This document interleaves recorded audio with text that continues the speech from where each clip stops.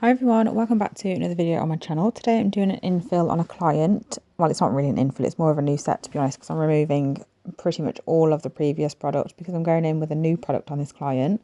And it is the AnGel Builder Gels from Nail Order. I am so excited to use them. They are quite a new release. I think they've only been released in the last couple of months.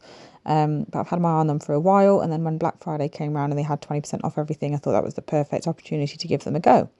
So I am just removing the previous design here. As you can see, these nails have been battered. My client is very honest about the fact that she has absolutely no idea what went on with these nails this time.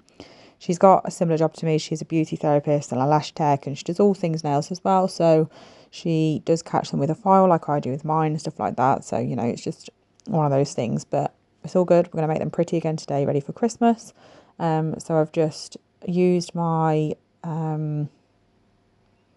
I actually can never remember the name of that bit, but it's from Willow Academy. It's in the black range, and you can literally see it. It's the fine version of whichever one it's called. So I'm just using my Anastasia bit now to push the cuticles back and get the skin away from the nail and off the nail plate, so our product will stick. And then I'm going to go in with my sanding band to rough up the surface of the nail, ready for the builder gel. And then I'm going to go in with my application of gel. I have got a video of,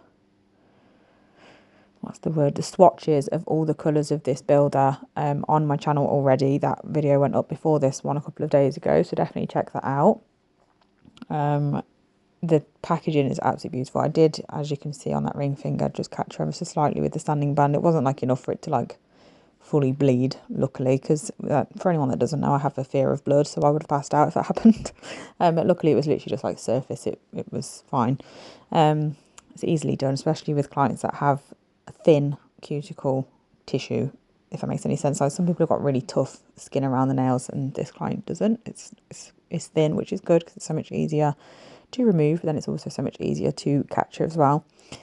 So this is the shade Saint from Nail Order, their AnGel Builder collection. It is just beautiful. There's 5 in the full set, which is what I purchased. And I also bought the Ultima Gel separate, which is clear.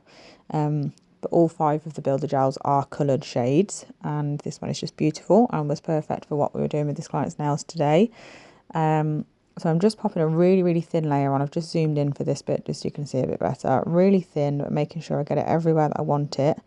And then I will pop this in the lamp for a full cure, and then we'll go in with our second layer, which will be like the build layer.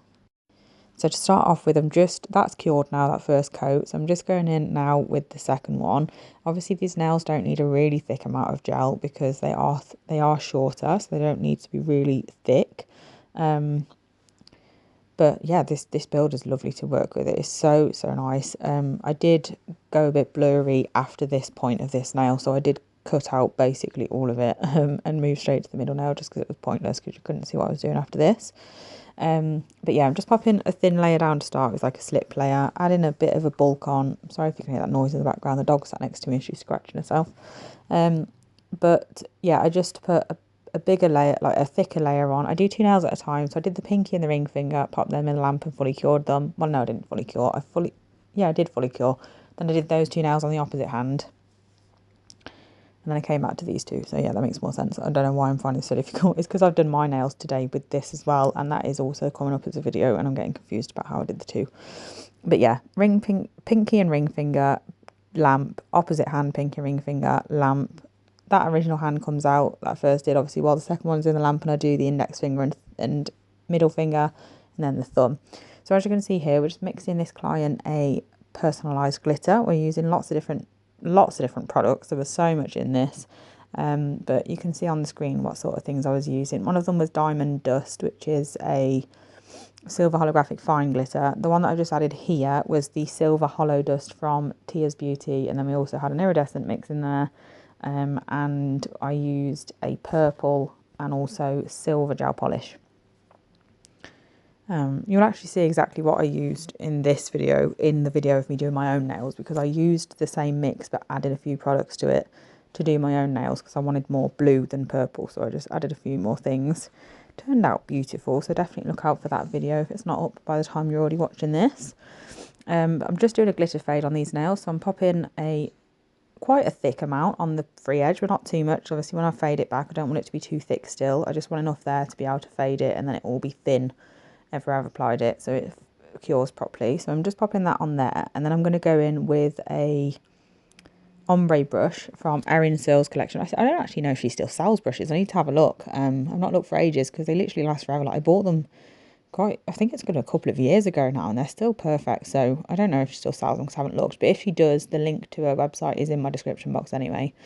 And you can just see here now I'm using that ombre brush just to feather down. I did just have to readjust the light because I couldn't even see what I was doing because my hand was in the way of it. But yeah, I'm just using that to feather it down a bit and thin it out and create that fade. And then once I've done that, I'm going to remove the tacky layer so I can do some stamping on top with some snowflakes. I was really, really happy with how these turned out, and so was the client, which is obviously the main thing. Quite the transformation from when she came in, but I hope you enjoyed this video. Thank you so much for watching. I'm going to leave it here because you can literally see exactly what I'm doing. I show you the plate that I use, I show you my stamping, and then it's just top coat, and that is it for this set. So I hope you enjoyed it. Thanks so much for watching as always, and I'll be back soon with another video. Bye.